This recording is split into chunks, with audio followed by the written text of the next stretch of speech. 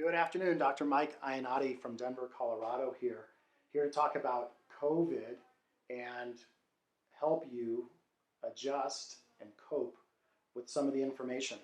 There's a lot of fear out there, and I want to help you try to dissolve your fear and plan for the future.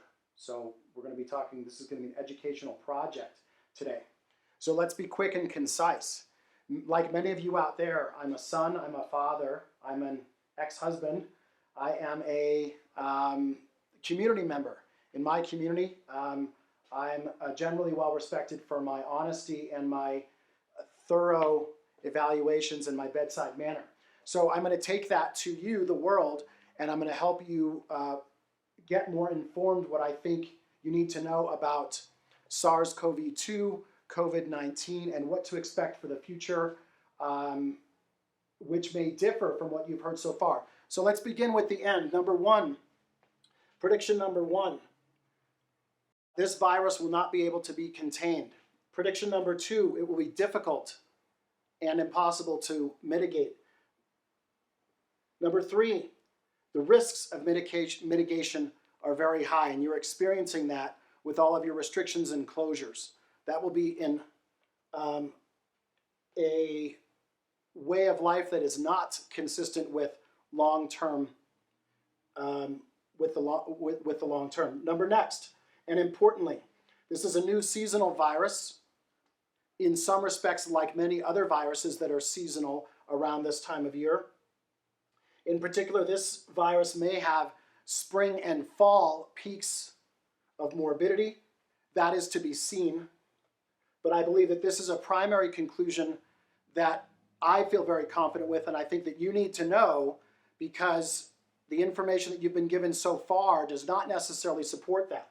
Next, and my final prediction, we need to find an oral treatment very soon to help reduce morbidity and mortality. And we'll get to that in just a minute. Antibodies, more likely than vaccines, will be helpful because of the type of virus this is. And next, vaccines, while they're stated to be maybe a year or 18 months away, more likely multiple sets of years, 3, 5, 10, and maybe even no years away. We have many diseases on the planet that, despite them not being epidemic in nature, there's no vaccines for. So next, let's go to some disclosures. This is very important. I have no financial bias in the production of this video that I'm paying for, by the way. Next, there's no social, economic, political bias. This isn't based on my personal preference as to who is the president or what country I like or what people I like more or less. I like all people. I've donated and invested over $1 million of my own money to become a physician to help people because I love people. I love taking care of them. And by the end of this, hopefully you will see more of that. Our purpose today is to educate and inform and to reduce your fear and increase your education on what we're talking about. Let's talk about how did we get to this position today? How did I get to stand in front of you today? Well, I called my videographer and I asked him to make a video. But really what I'm talking about is what made this presentation so interesting to me and why am I giving you this information, especially in light of the fact that my conclusions are different than what you're hearing in the media. Number one, this epidemic got my attention first, not just being in China, but first when people left cruise ships and then they found that they were positive. So that meant three things to me. Number one, the testing may not be accurate. Number two, it's likely that they're asymptomatic carriers that are going to spread the disease. And number three, that by virtue of the fact that they're going to go back to their homes, they're going to spread the disease. So that got my immediate attention. And that was in early to maybe mid-February, around February 10th, I remember hearing that roughly. And at that time, I thought to myself, this has a real opportunity to be a pandemic. Now, that was approximately 1 month before the WHO announced that that was a pandemic. So in my eyes, I put myself about a month ahead of what's being reported in the media. And that's a primary concern of mine and why I'm being on a video to you today. Next, I then had an opportunity to become ill with the flu, influenza, roughly a couple weeks later. And I didn't do anything but spend time on the couch and be sick and listen to the news. And I then realized also that I didn't like the stuff I was hearing either its A, scientific basis, or B, its presentation to the population. And I, as an ethical physician, want to bring you good assumptions and good conclusions based on science, not based on bias. So next, in no part of this presentation have I used a pen or paper. This has all been done with the same information that you have. Number one, search engines online, and number two, maybe not, advanced education. So you and I, all the viewers around the world, have the same information and can make the same conclusions that I can. So we have our predictions, we have disclosure's purpose. I've told you my story on how I've become here.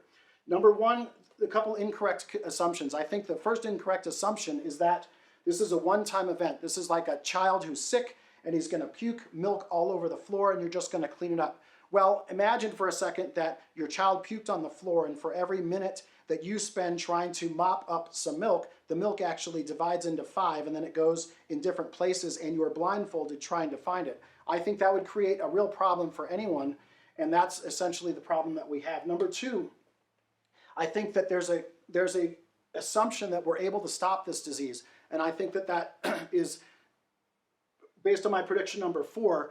At first, a new epidemic can look just like a new seasonal virus. It's out in public, it's spreading, and it's unable to be controlled. And my conclusion will be that we are not able to stop it, and then instead of this is a one-time event, i.e. a kid puking milk onto the floor, this is a seasonal virus. Next, we have made the assumption that we have enough medical equipment. At least at some point this assumption was made, that we have enough medical equipment to take care of the people that will need care. This is clearly wrong. So, next, is this a bioweapon or is it a natural phenomenon of a virus changing from one species to another? That's a significant governmental issue, but not the primary discussion today. So, next, let's talk about the virus itself. It's an RNA virus. It's able to change the RNA on the inside. It's also likely able to change the proteins on the outside. That means it's able to mask itself, i.e. be somewhat like a chameleon. There are lots of other viruses that are known to do this as well. Next, maybe it's large or not for viruses, but it's smaller than the pores in your mask, and so it can get through your mask despite the best of efforts to contain it. Next, it's spread by respiratory droplets, very small water particles. Next, it can be spread also by contact and mucous membranes. That's why no matter what you touch in the environment, don't touch your hands to any part of your face. That's why they tell you that. Next, this is important. Asymptomatic spread. You may have the disease and not know it and spread it to other people. That's why for every reported case, there's likely multiple other cases that are out there. Next, symptomatic spread. That just means you have symptoms. Next, temperature sensitivity or insensitivity. The cases are around the globe in the northern and southern hemispheres, and therefore it would be inconsistent with science to suggest that this is a temperature sensitive virus. Remember, we want to report on consistency with science, not bias. So that's an important feature. All of the findings that I'm presenting today are not based on bias, they're based on science and whether or not they're consistent or not with science. So next, the duration. We know that this is a relatively stable virus with its ability to spread outside a host and being on surfaces for days and also in the air for at least hours. Next, its incubation is long. What's incubate? That means the duration of time that you do not know that you have the disease or have any symptoms. And that incubation time on average is about 5 median days, but up to between 0 to 14. Next, symptoms. We know what the symptoms are: fever, cough, myalgias, and ultimately shortness of breath and other symptoms. Post-disease. We believe there's data that suggests that post-disease, people may A, get recurrence with or without immunity, and this is to be seen. The important part here is we're not sure right now if people after they get disease, for instance, disease, get better, go about life, are able to continue to spread. That's important. The virus itself, COVID-19, RO is the number of contacts that you can make sick around you. It's being presented between 2 to 3. I think that it's more likely that the numbers, once they actually come in, will make that number higher. 5, I like the number 5. It's just a guess, but I, like you, I'm able to guess. It's a free world. I can make a guess too, right? So I like the number 5. I think it's more fast spreading than people think it is. Next, it's very important that asymptomatic spread be recognized. People are going to spread this before that they know they have the disease. And it may wind up that asymptomatic spread is much more common than symptomatic spread. Next, I think we've already talked about the fact that it's all over the globe. It's in the northern and southern hemispheres, and this would make it particularly challenging to contain. So for instance, you blockade the entire United States of America, or any other country for that matter. If the other countries aren't doing it, B, aren't doing it as well, then you may continue to get spread. We've already mentioned its long incubation period. Symptomatic days, generally mild symptoms resolve within about a week. Serious disease before it becomes fatal can be as many as 10, 20, almost 30 days. Let's look at some numbers here and why this is important. 97 roughly % survival rate. Generally, but not always, there's always going to be disease among every decade, 0 to 10, 11 to 20, 21 to 30, etc. But in general, if you're healthy and you're younger, you're going to do better. That's not always true, but in general, it is. Now, there's a 3% fatality rate. What are they associating with fatality? Number 1, age. Number 2, immune compromised or comorbid states, blood pressure, heart disease. Okay. Now, let's take that for just a second and let's compare a couple of viruses. Something called Ebola, where? West Africa. Ebola, fatality rate, over 50%. 1 out of 2 people that get it will die. This person gets it, this person gets it too, this one dies, this one doesn't. Now let's look at COVID-19. 100 people get it, 97 survive, 3 die. So look at what's important. When you mitigate a disease that's highly fatal, you want to prevent spread because you're going to catastrophically annihilate populations on a large scale. On the other hand, when you have a disease that a small portion, importantly, everybody's important, but a smaller population becomes injured or dies, treatment is important. It doesn't mean that vaccines aren't important. It doesn't mean that testing is not important. The primary importance is treatment. Now let's go back to testing for a second. COVID-19, or the disease itself. So number 1, we have a disease that we can't prevent. Remember this because this is important. We can't prevent it.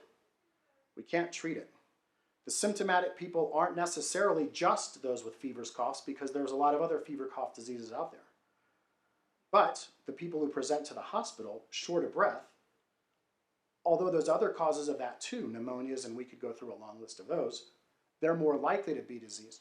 So they're more likely to have COVID. So when it comes to testing, I'm going to try to explain in easy to understand terms why our priority right now is not, right this minute, is not testing. Even though we can do all these to-do lists at one time, our priority is to find something that's going to treat people and keep them off ventilators. So let's go to the course. From day 0, you get contacted. Then 0 to 14 days, and a median. Median is a technical term. 5 days. That's incubation and spread. You don't know you have it, but you're spreading it. From days 15 to 42, you have symptoms. Oh, you know what? I had COVID. I went home. I got better. Or I had COVID. I went to the hospital, and either A, got really sick, or B, died. Next, from days 43 on, you're in the post-disease state.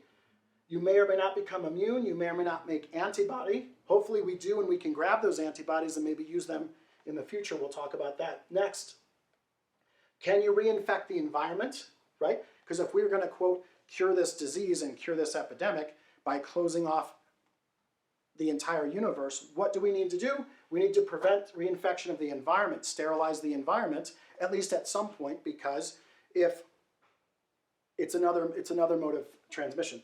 Next, can you get recurrently infected? There is data that suggests that people who had it again, and I don't know how much is known about that at this time.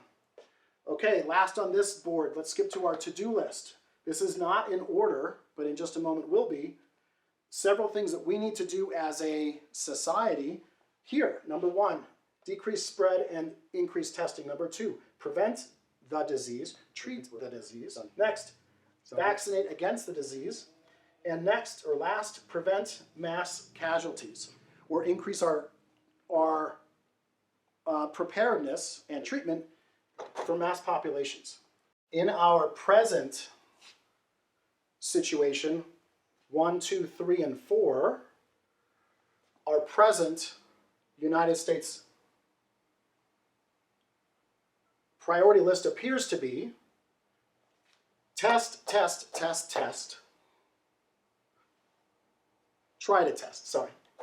Try to test. We actually don't have very many tests, but everybody's test happy. The question is, should we be test happy? Test, test, test. Number 2, prevent and treat. Number 3, vaccinate. Number 4, increase our mass casualty options. I'm going to change the priorities according to the disease. Remember, we have a child that threw up on the floor and all the milk that's all over the place is A, now moving and spreading at 5 times the rate that we can catch it, and B, we're now closing our eyes trying to find where is all that milk? I got to clean it up. Another analogy for all you hunters out there is imagine that you have a weapon that only shoots 50% of the time, and you have animals that aren't making noise and you are blindfolded and you're trying to shoot the animals. Good luck with that, right? So our priority should be, because we know the people who are doing the numbers know, and the people who understand medicine know this. There are going to be rolls and rolls and waves of sick people hitting hospitals soon. Other countries have proven this. This country will likely be the same, if not worse. Number 2, get an oral medicine. Find an oral medicine that you can give to people to either A, prevent, or B, mitigate their symptoms so that they don't need ICU care. Because why? You don't have ICU care. You don't have enough. Number 4, make more ICU cares. NFL stadiums, soccer stadiums, large business buildings. There's plenty of room. They all have electricity. They all have water. They need to be converted. Reallocate your resources. Number 1, get some tests out there to see who actually does have disease and who doesn't. By virtue of the fact, as a community physician, by virtue of the fact that if I were seeing any given patient for any given disease and I said, you know, I can't prevent you from getting this and I can't really treat you from this and I can't tell if you have it or not because I have a shitty test, then guess what? My hands are somewhat tied in terms of what I can do. But what I can tell you is if you get short of breath, you need to get medical care. So next, number 1, we talked about spreading and tests, and number 3, vaccinate. The reason vaccine is last is A, it's going to take a long time, and B, it's not as likely to be as effective as you think it is. This could be a very hard virus to find and vaccinate against. Let's look at some numbers. We're going to compare, everybody knows influenza or flu and COVID. Number 1, they're both worldwide. Number 2, let's look at the numbers affected per year. In the United States, 10 million to 50 million per year.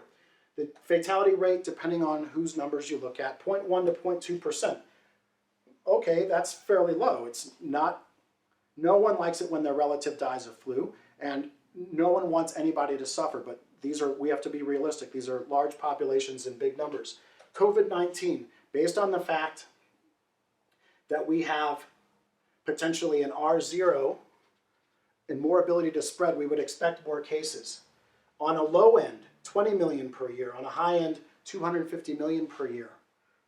2 to 3% fatality rate. Remember, we've been quoted so far at 3%, and this is assuming that we have the numbers right. But if you have more asymptomatic people than symptomatic people, then it's possible that your fatality rates might be lower. Even if they're lower, 2 compared to 0.2 is 10 times. And this has been quoted by reputable people in our government as being potentially a good number to go with, 10 times fatality rate.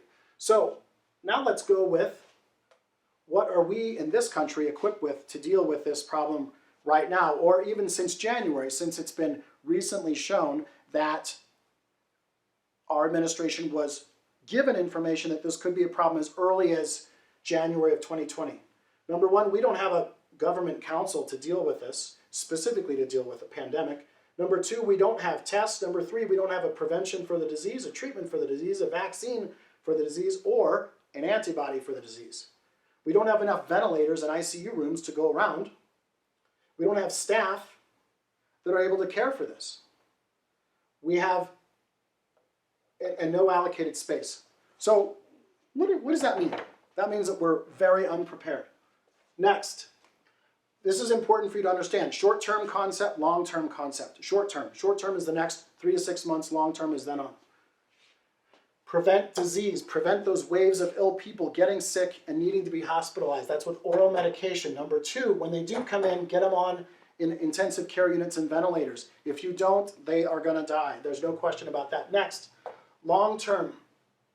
We do need to test more, no doubt about it. But your testing right now doesn't help you prevent and treat the waves of people that are going to get sick. You need to understand that, because there's a lot of people out there that, first of all, are solely think based on numbers. You need to think on concepts and principles in science. And number 2, we need to then work with what we have available.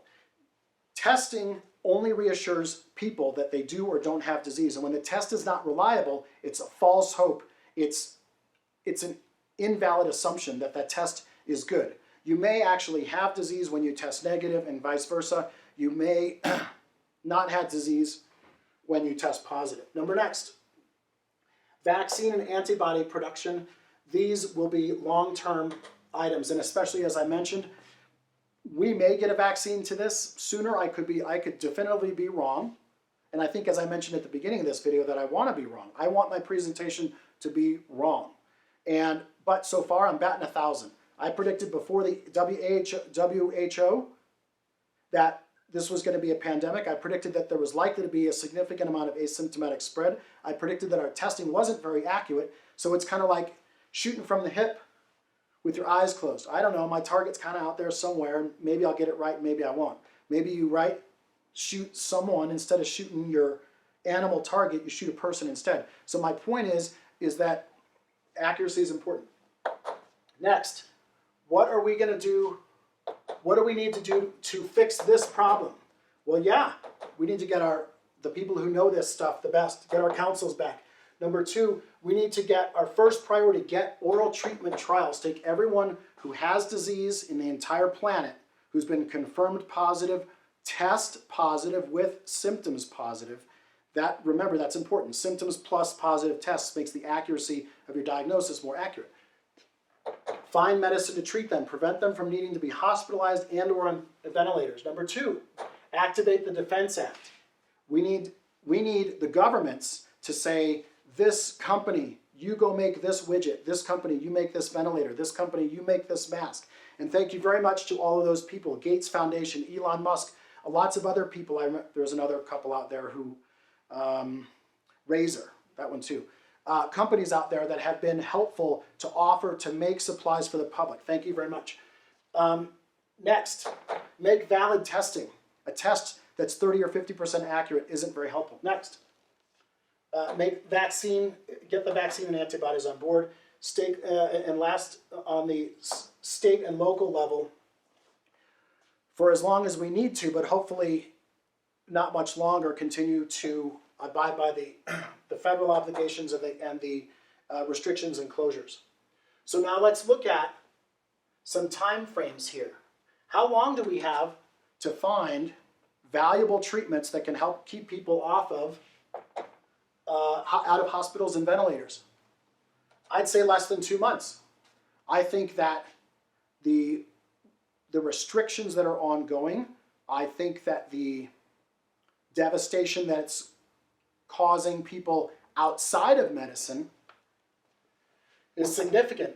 And I think that the data needs to prove, and the governments need to prove on a global basis, not one government or another, because remember, if one government can show that we can shut down the virus but the others can't, you still have the same global pandemic in the end. So we need to find that they can find a oral treatment that can keep people out of intensive care units such that we can get the restrictions, we can let go of the restrictions, right?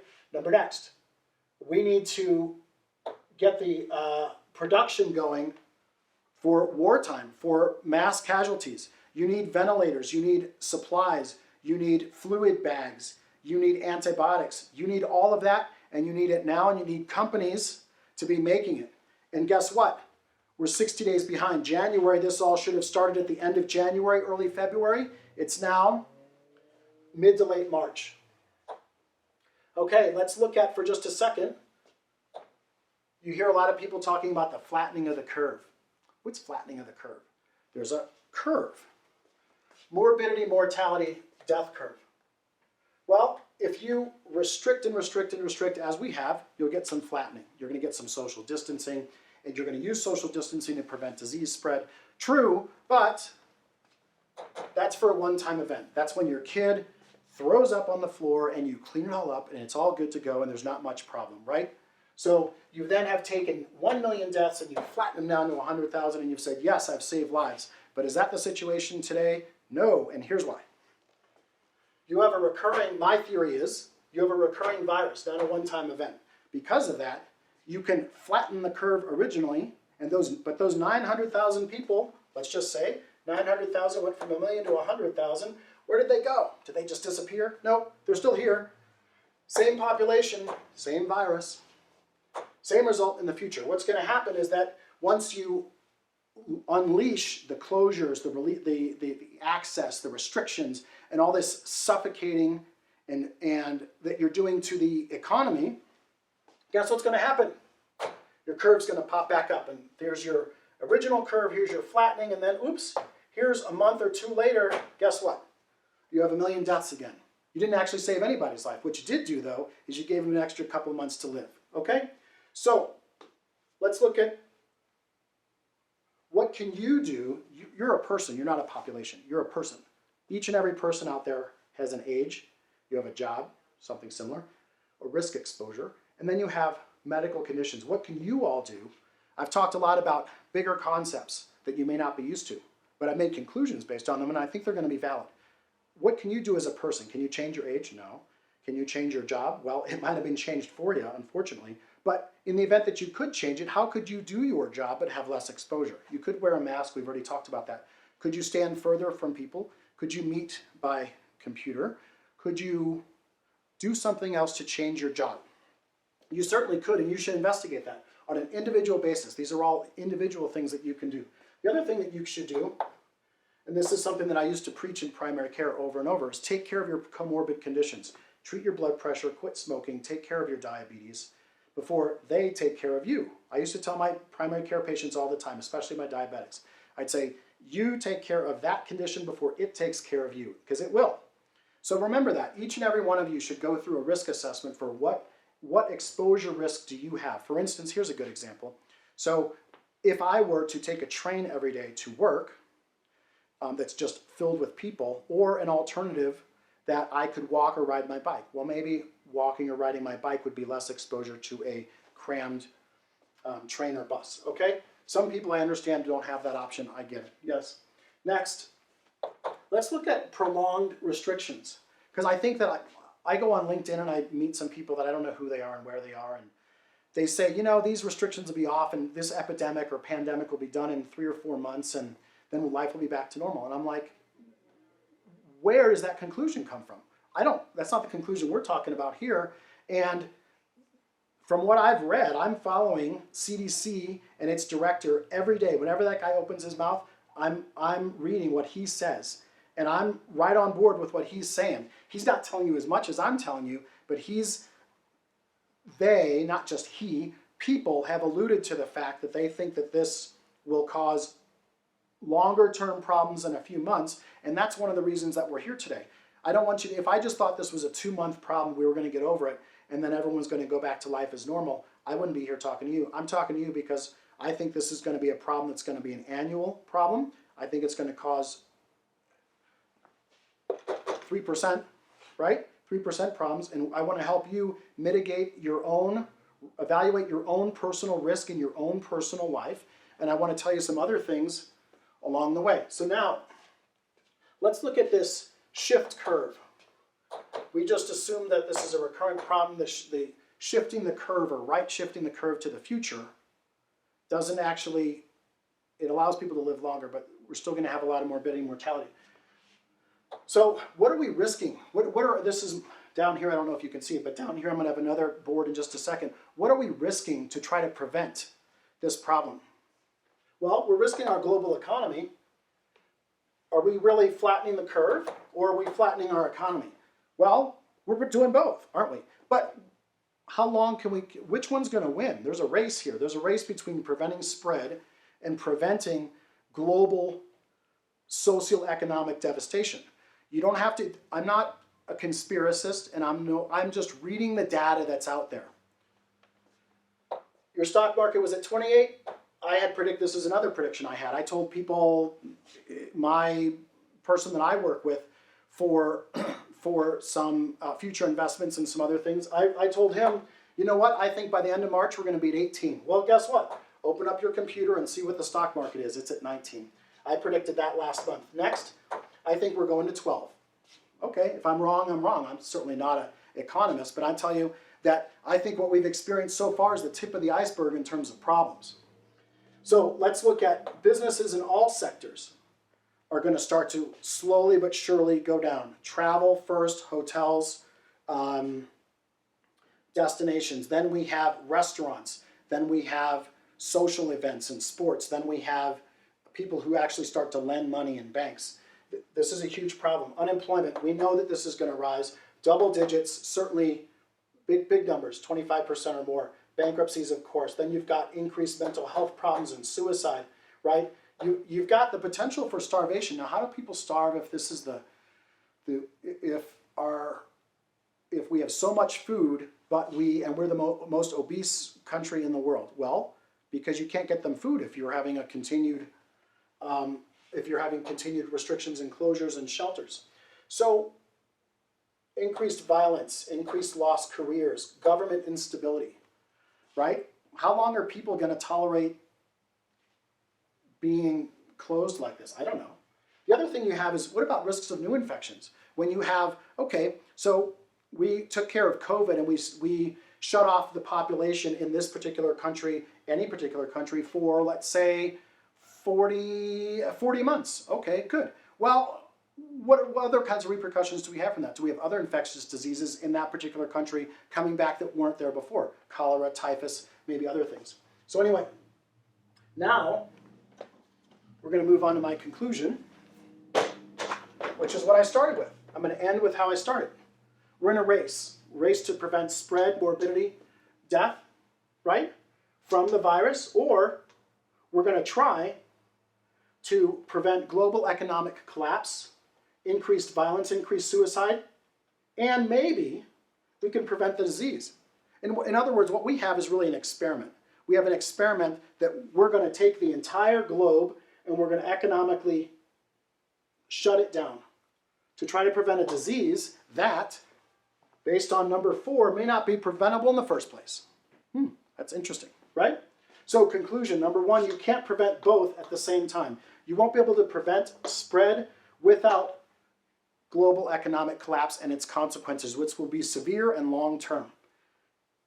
So severe and long-term, I would predict that there will be people that will say, I'd rather have COVID-19 3% death than the rest of my natural-born existence, either A, fearing the beauty of life, and fearing what it's like to starve for your natural-born existence. Next, let's look at the science and what's some things that we can look forward to so you can see them and you can maybe understand the literature that's online. Virus, cell, RNA, purple spikes are called M spikes. The targets, these are targets for intervention. Number 1, M spikes. You can make antibodies to them or make vaccines for them. This will help shut down the virus. Next, antibody receptors on cells. They could be antibodies actually, but they're the proteins and other things. So these are targets. What if we found something that could fit in these receptors and exclude the viruses? Next, internal biochemistry machinery, biochemistry. We can maybe use oral medication to prevent the virus may bind and activate some cellular mechanics, but then it's shut down. This would be similar to when your car starts and then your alternator goes out after 2 miles driving down the road because your car needs your alternator to drive. The same is true in a car. The same is true in a cell, that you need the internal mechanics to work. Next, nuclear mechanics, your DNA, RNA replication of your oral meds, right? Preventing the ability of the RNA to take over the cell and use the cell for its own purposes. So what I've done for you today is I've hopefully tried to explain to you a couple of things based on scientific conclusions. First of all, we have to have good assumptions to make good conclusions. Number two, we have to have numerical ability to evaluate those conclusions. And then we have to be able to make plans to prevent and treat and mitigate complications. And so I'm hopeful that this is helpful to all of you out there as an opportunity to learn about what we're talking about and also understand that there might be more to this. My advice to anyone, including myself, is not to think that this is a 3 to 6 month problem that's going to, quote, go away. That would be the kid who threw up on the floor and you just mopped it up and it's all good, right? We as human beings don't want to investigate the alternative. We don't want to look at the more complex problem. We want to open up the rug and sweep the dust under it and close the rug and say bye-bye. That really doesn't exist. I think that we need to give more investigation to my predictions. And I'm going to remind you, my predictions have been right along with exactly what's been happening so far. So I hope that this is helpful today, and I may have another one of these presentations in the future regarding our treatment options and things that you can do. Thank you very much.